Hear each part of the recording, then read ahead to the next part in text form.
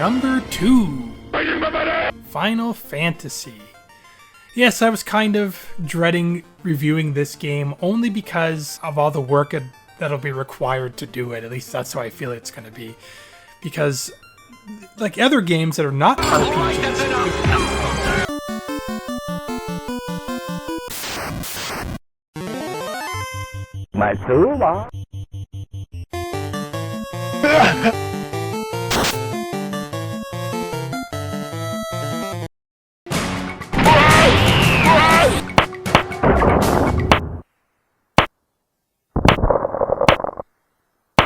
So, yeah, Final Fantasy 1, the original Final Fantasy game for the NES. I remember this is probably one of the very first RPGs I ever played. I mean, I have played other RPGs before this on the Atari 800, for example. There was, what was the Apshai game called? Gateway to Apshai for the Atari 800. I used to play that, and that was an RPG, just a very simplistic version in comparison. So I guess in terms of, I don't know, I want to say more modern RPGs. It was the first RPG game of its type that I played before.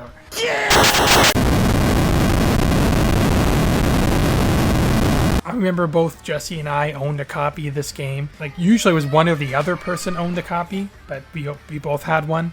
Of course, this game didn't have like an epic storyline like I felt Final Fantasy IV did. Like one of the first Final Fantasy games that meant a great deal to me, which I'll talk about some other time eventually.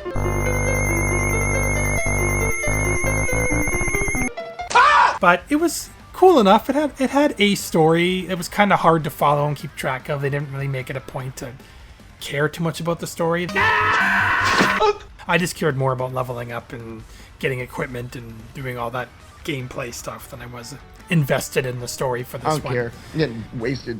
But this was also one of those games you absolutely had to have the Nintendo Power strategy guide that they came out with. I swear, if you didn't have this, you were screwed. Like, this game was... What? What are you doing? I'm standing. If you didn't have this guide, you wouldn't know how to do half the things. You wouldn't know where to go. You wouldn't know what to equip. It would just be lost. What am I supposed to do?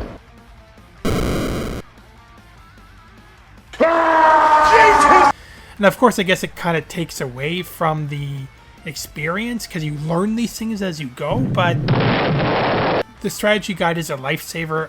You lie! I wouldn't recommend playing the original Final Fantasy for the NES without it. Chances of anyone having it today, slim to none. Oh.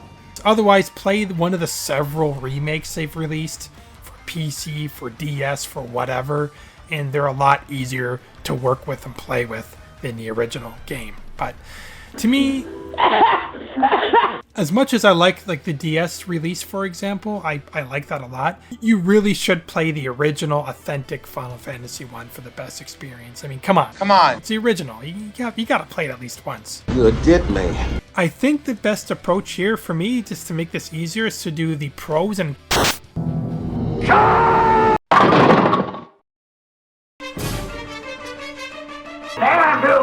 I just think it'd be easier for my brain to process this if I broke it up into pros and cons again. So let's start with the pros. Why not, okay? Alright. Pros. One of the things I like best about this game is your selection of characters. You could pick your team from the get-go, who you wanted to play with. Like, you don't have to play with a set team like you do with future releases. You can pick your team. Was that funny? So you could pick all 4 fighters, or you could pick a fighter, a thief, a black belt, and a black mage, or whatever variety you wanted. You can mix it up. But my favorite team was always to pick either 4 fighters, or to mix it up with a fighter, thief, black belt, and a white mage. Or maybe a red mage. And why I like to mix it up is because there are certain items in the game, say a fighter can't equip, but a thief can, because a thief eventually becomes a ninja.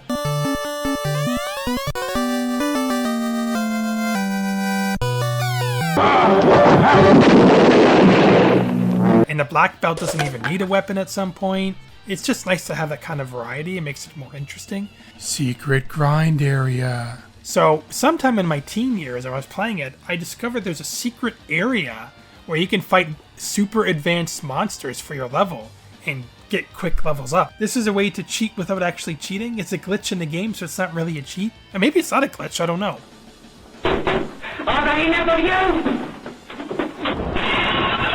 And at first it is super tough. You have to find a combination of monsters that are that would be easy for you to fight. Like if you fight one bull or one troll or something by itself, you have a better chance of winning. Fuck this. So eventually you keep going back here and you start leveling up super quick. Growing up. The fact that you could, quote unquote, grow up or change ranks. So basically at some point in the game, you can get what's called a rat's tail. You have to give to Bahamut. When you give him this rat's tail, you'll suddenly change ranks and become a stronger class of character than you already were. Like, a fighter becomes a knight, a thief becomes a ninja, and a black belt becomes a... What kind of babbling bullshit is this? But yeah, everyone goes up a rank, so they become stronger. And, like, mages can suddenly start using more advanced magic and stuff like that. As a kid, I always considered it growing up, because you look like little kids in comparison to your evolved selves, right? Right. I mean, look, like, what is happening to you here? What is he doing to you? Hungarian magic. Hui, hui, haida! I could do the cheeseburger routine. Why you look little kid-like to, like, big man? Big man! And let's go back to the NES strategy guide. Oh my god. So I'll tie in both pros and cons here when it comes to the NES strategy guide all in one shot. In the original Final Fantasy NES release, when you buy equipment for this game, it doesn't tell you who can use it You're wasting your money. and what its stats are. When you equip it, you don't even know, like, is this better than what I had equipped before? I think that's pretty obvious. So you can just assume, well, if it costs more money, it must be better, right? Not necessarily. Or if I find this item in a later dungeon from this town I just visited, it must be better, right? Not necessarily. That's the problem with this game, that you need the guide for it to tell you what's better than what. Who can equip what. God damn it, that's not all! I mean, heaven forbid you're an impatient piece of crap like me. You'll need this guide to tell you what the hell to go do with yourself. Well, that's crazy. Maps. I mean, I'm talking about maps.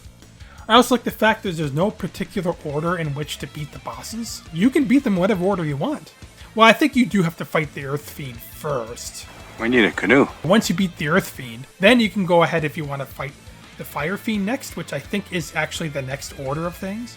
That is correct. Or you can go straight to the Water Fiend, or the Air Fiend, and you don't have to do them in any particular order. So what I always did was I went and fought the Fire Fiend last. Just because I always found it satisfying to go into that dungeon or battle with all the best gear and slaughter the hell out of it. Unlocking the airship. Model airships. I can't tell you how rewarding it was when you finally get the airship, because that unlocks everything. You can navigate the entire globe at your will, no problem. Get rid of that stupid pirate ship. Hey, don't tell him to shut up. You'd all be dead now if it wasn't my David. But it's a chore to get the airship. That's the thing. That's why it feels so much more rewarding when you actually get it. Now I can just do what I want, not to navigate stupid seas or that stupid Come on, move on. This is not healthy. the replay value. To me, it's always fun to go back and play this, like I said, once a year. And you'd think I'd always pick a different team every time I retry it, but I don't. I always pick the same team. I don't know why I do that. Because you're an old piece of shit. Every year I make it a point to play it again. Even though I know where to go and what's expected, I still have just as much fun as the first time playing it again. No, it's not fun anymore. Not even a little bit. I don't know why. It's just maybe because it's pure nostalgia for me. I grew up with the game, so it's easier for me to pick it up and try again. For as anyone else who's never played it before might find it extremely boring. I can't imagine how people would just be like sitting here all day and playing this. The secret boss Warmech. At least that's the original name for it in the original game. It's a mini boss of sorts, so it's a random encounter like any other enemy. But only. In the air elemental's lair, the sky castle on the 5th floor, on the sky bridge or space bridge or Warmech's bridge, whatever. You walk back and forth here long enough until BAM! BAM! Yeah. Oh, okay. There he is, and you're dead, and you didn't do anything, you got you. What a strange person. Nah, it's not insta-death, but if you're not a high enough level, he can wipe you out pretty damn quick. According to the guide, he's stronger than Chaos, but I don't think that's accurate. I'd say it's more of an experience and a necessity to fight him. I mean, you can easily go through the game having never fought him once, but what's the fun in that? I don't much like the tone of your voice. He looks like friggin' a weird version of Ed 209, except with no arm guns, and he just slaughters you, but it's cool. He didn't hear it! I guess I should explain the story of this game, too, because compared to the other games, it's very simplistic. So basically how it is, you're the 4 youthful warriors of light. Oh my god! I'm reading off the wiki. Each carry one of the darkened orbs, which turn into crystals in the remakes. Yeah, basically all you have to do is kill all the fiends, which brings life back to the orbs, and the planet is saved, right? Yeah! Not yet, because you find out there's another villain behind these fiends that's masterminding the whole thing. And his name is conveniently called Chaos. It's chaos, sure, but organized chaos. He's made this 2,000-year time loop or something that prevents him from dying, or what does the wiki say exactly? With the 4 fiends defeated and the orbs restored, a portal opens in the Temple of Fiends, which is the very first place you go to in the game, which takes them 2,000 years into the past. There, the warriors discover that the 4 fiends sent Garland, the first boss you fight, now the Archdemon Chaos, back in time, and he sent the fiends to the future to do so, creating a time loop.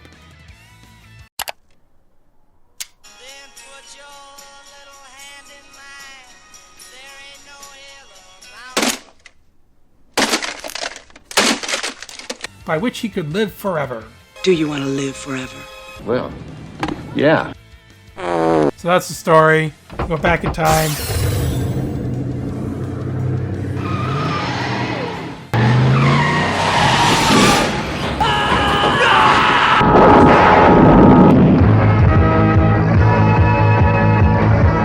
Kill Chaos.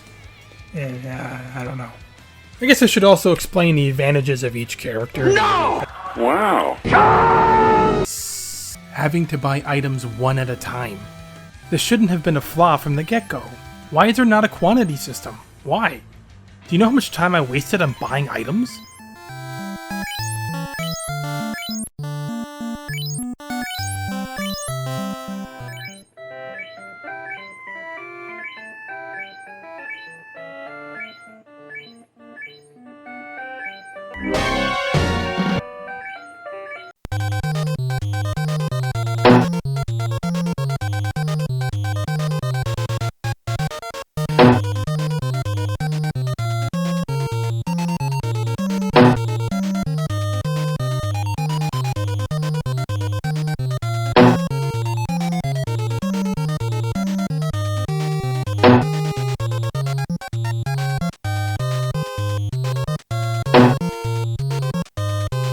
Welcome to real life. You don't know who can equip what. I shouldn't have to waste money to discover that somebody can't equip something. Give it to me! 8 bucks! I guess it could always be worse. It could be Final Fantasy Legend, where everybody can equip everything. It doesn't make sense, but it's there. You don't know what equipment is better. Is this better or not? Why can't you tell me? It could be butter for all I know. Some of the magic is useless. Well, save for the elemental spells, or exit, or life, you know, the obvious spells. Praxis. Yeah, those spells are all good, but what about spells like Brack? I'm gonna get some giggles and bits. Fade? Zap? They don't do anything. They never work. And Lamp? What the hell is Lamp? Exfer? Saber? XXXX? Do I even want to know what that does? Difficulty could be relentless sometimes. Some of these dungeons can go on, and you say you're in there for like an hour, you're tired, and then you run into a group of enemies like this? This could equal automatic game over, because some of them will paralyze you when they hit you, and if all 4 guys are paralyzed, that's it. You die and have to do the whole level over again. What soldiers, Whiteface? The dead ones. Because of a fluke chance. Waste of time. Sad you need to rely on the strategy guide. Speaking for myself, of course, but I probably wouldn't have given this game a chance had the strategy guide not existed. He He's still asleep. Who's asleep? All right, don't touch him! Don't touch him! I'd have no idea where to go in some cases, like the hidden oasis, for example. And I guess it's kind of obvious if something's there, but there's no clear indication I have to go here and buy a bottled fairy to release her in a specific town so that she can give you the ox ale so that you can go to the underwater palace. Good. Without the guide, I probably never would have figured that out and just given up. But I guess that's part of the fun with RPGs, to explore and discover. Sure, maybe back in 1987 when you had limited games to play and nothing else to do. You mean, I can try to not have a mental illness? Couldn't save as often as you liked. Like I said before, say you're in the middle of a dungeon that's several floors deep, you spent over an hour there, you have no idea how much longer it's going to go on, and suddenly you have to step out of the house. You have to keep the NES running, or quit and start all over again. What did you do? What did you do? Missing an enemy. You know how in most RPGs, when you have everybody attack the same enemy, and when it dies, the remaining characters will automatically default to another enemy waiting? Not in this game, you just attack air and waste a turn. So, it has come to this. I will show you the face of true power! No way to recover MP unless you use a tent cabin or an inn. That's right, you barely get any magic uses as it is, but see you run out in the middle of a dungeon. Too bad. There's no opportunity to use a tent or a cabin down here, and no potions to use to recover your magic with. And no either. Either. Well, cons aside, this was the norm for RPGs back in the 80s, so they're not really cons, I guess. I didn't know any better. And in fact, I did play the Pixel Remaster lately, and to tell you the truth, it's not quite what I expected. Meaning all the previous entries to the Pixel Remastered Final Fantasy games out there, those games played so that it retained the original gameplay, but just upped the graphics, and that was it. Whereas in this, they modernized the gameplay as well, which they've already done 100 times. They didn't need to do it for this version too, but whatever. It was still fun. It wasn't bad. It was just, I say for authenticity reasons, stick with the original NES title as opposed to the Pixel Remaster. It's just for, maybe it's just nostalgia talking there, I don't know. But if you do, make sure you refer to the NES strategy guide, because it's so much harder without it. So in conclusion, this game was one of my favorite RPGs growing up, and I have so many damn nostalgic memories for it. Some of the cats here that can never be replaced. So, but this wasn't my all-time favorite NES game. That's reserved for another game. But I guess I'll review for some other time, hopefully within the next decade. It won't take 3 to 4 months to actually create, so. It's my cat. Trying to get on my lap. I don't know if you can't see that. I don't know what the camera's seeing right now. Cat!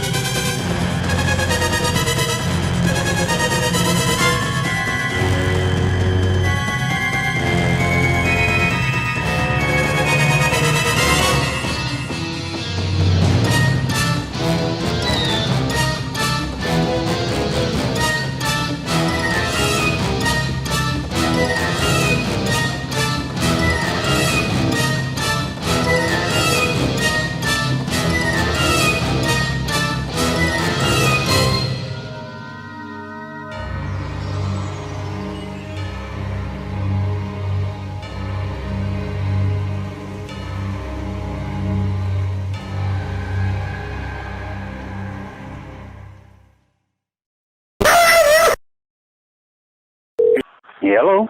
Is this Gregory Stevens? No, it's not. Wow. A duck!